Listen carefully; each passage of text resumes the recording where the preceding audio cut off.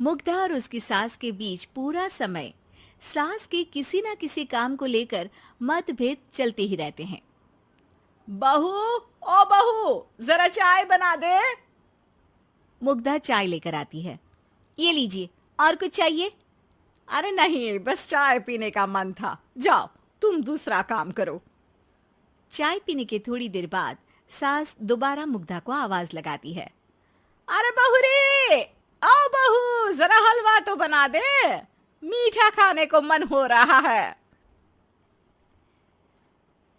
इसी तरह मुग्धा की सास पूरा समय कोई ना कोई काम बताकर उसे रसोई से बाहर तक निकलने नहीं देती।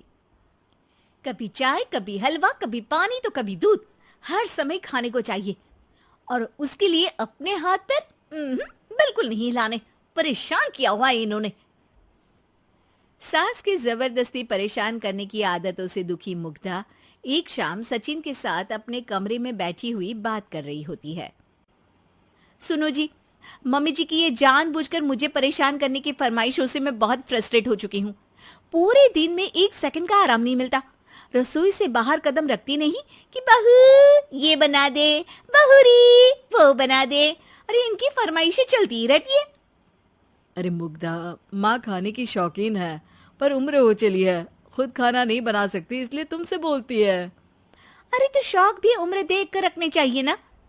समझ में नहीं आता, हर समय फेविकॉल का जोड़ लगाए सोफे से चिपके बैठी रहती है।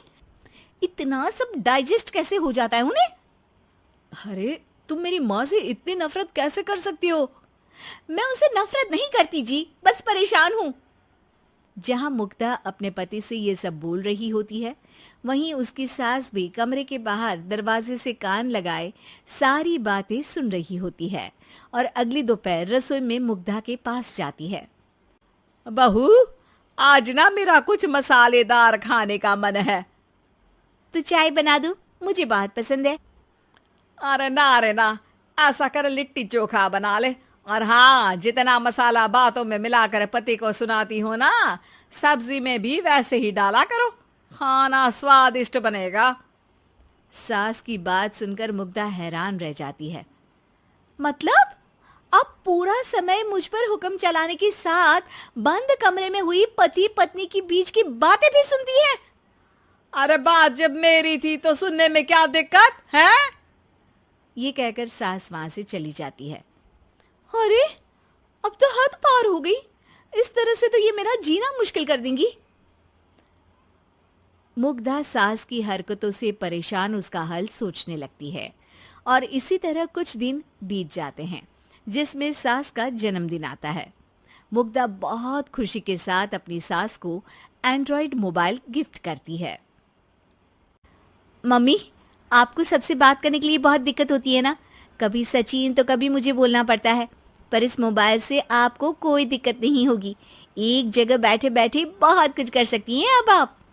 मोबाइल देख सासू माँ खुश हो जाती है, पर उसे इस्तेमाल करना तो आता नहीं, इसलिए साइड में रख देती है। जिसे देख मुग्धा घर का सारा काम छोड़ मोबाइल सेट कर सास को इस्तेमाल करना सिखाने लगती है, जिसके बाद अब सास पूरा समय मोबाइल में ही लगी रहती है। हाय, जब से मम्मी को मोबाइल मिला है मेरी लाइफ में कितनी शांति आई है। अच्छा है, इसी तरह बिजी रहे तो मैं भी सुकून की जिंदगी जी पाऊंगी। अब मुग्धा जब मन करे काम करना, जैसा चाहे वैसा खाना बनाकर खाना, पूरा समय रिलैक्स और खुश रहने लगती है। क्या बात है, आजकल तुम बहुत चहक रही हो। अरे मम्मी जी से छुटकारा जो मिला है, अब ना फरमाइशें ना छुप छुप कर बातें सुनना। अच्छा, तो मोबाइल गिफ्ट करने की ये स्कीम थी। इसी तरह दिन बीतते हैं और अब मोबाइल पर लगी सास फरमाइशों की जगह सवालों के लिए बहू को आवाजें लगाना शुरू कर देती है। अरे बहू सुन तो, देख जरा किसी का फोन क्यों नहीं मिल रहा? रिचार्ज खत्म हो गया है, पर अभी 4 दिन पहले ही तो मैंने किया था। इतनी जल्दी कैसे खत्म हो गया? अरे मैंने कल तेरी कनाडा वाली मौसी सास से 3 घंटे बात की थी ना। क्या? इतना महंगा तो मोबाइल भी नहीं आया जितना महंगा इसका रिचार्ज पड़ रहा है। इसके बाद तो जैसे मुग्धा के दिन के 24 घंटे में से 20 घंटे सास के पास उनके मोबाइल रिलेटेड प्रॉब्लम सॉल्व करने की ड्यूटी ही बन जाती है। अरे मुग्धा, ये मोबाइल में अचानक तेरी मौसी सास की शक्ल क्यों दिखने लगी? और ये तो हिल भी रही है। मम्मी, ये गूगल डुओ का वीडियो कॉल है। इसमें आप बात करने के साथ एक दूसरे की शक्ल भी देख सकती हो। अच्छा, ये तूने मुझे पहले क्यों नहीं बताया? अब बताने के लिए पहले नहीं बताया।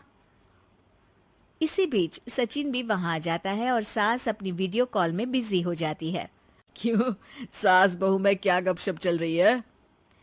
इसे गपशप नहीं, दिमाग का दही होना बोलते हैं। पर तुम तो मम्मी को मोबाइल देकर बहुत खुश थी, फिर क्या हुआ? हाँ, उसका सुकून भी कुछ ही दिन मिला। अब घर के टंटे खत्म हुए तो मोबाइल की टिंग टिंग शुरू हो गई। देखो भाई, कुछ पाने के लिए कुछ खोना तो पड़ता है। आखिर तुमने मोबाइल अपने फायदे के लिए ही तो दिया है, तो फिर सवालों के जवाब भी देने पड़ेंगे, क्योंकि जब तक उनके हाथ में ये फुंथरू रहेगा, तुम्हारी लाइफ में प्राइवेसी और सुकून रहेंगे। कहने का मतलब है अगर इससे प्यार बढ़े तो दाग अच्छे हैं। अरे मुझे पहले दिन से ही पता है मोबाइल किस मकसद से दिया गया है। भूलो मत, इससे पहले मैं बातें ही सुनती थी। सास की ये बात सुनकर मुग्धा शॉक में और सचिन हंसता रह जाता है।